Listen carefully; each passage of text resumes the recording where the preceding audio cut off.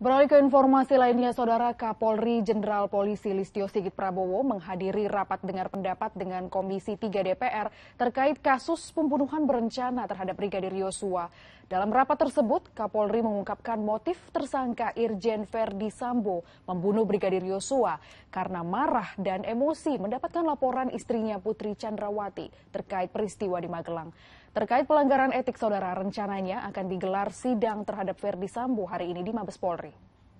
Saat itu kepada saudara PC dan kepada saudara PC. Dalam rapat dengar pendapat dengan Komisi 3 DPR, Kapolri Jenderal Polisi Listio Sigit Prabowo mengungkapkan perkembangan penyidikan kasus pembunuhan berencana Brigadir Yosua. Menurut Kapolri, dalam kasus ini penyidik sudah menyita 122 barang bukti seperti senjata api dan CCTV.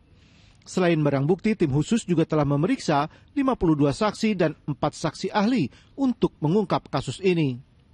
Terkait motif, tersangka Irjen Verdi Sambo marah dan emosi mendapat laporan istrinya Putri Chandrawati terkait peristiwa di Magelang. Motif saudara FS melakukan perbuatan tersebut karena yang bersangkutan marah dan emosi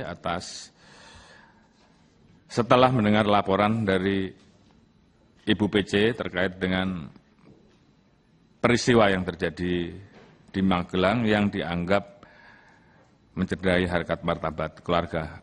Untuk lebih jelasnya nanti akan diungkapkan di persidangan.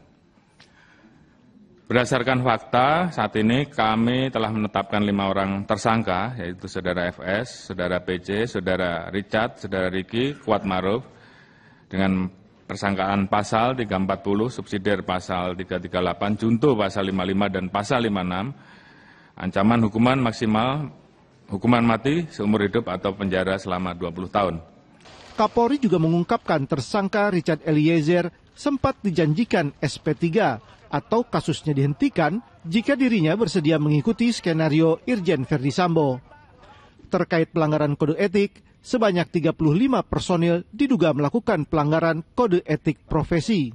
Pemeriksaan internal terus kami kembangkan. Kami telah memeriksa 97 personil, 35 orang diduga melakukan pelanggaran kode etik profesi dengan rincian berdasarkan pangkat.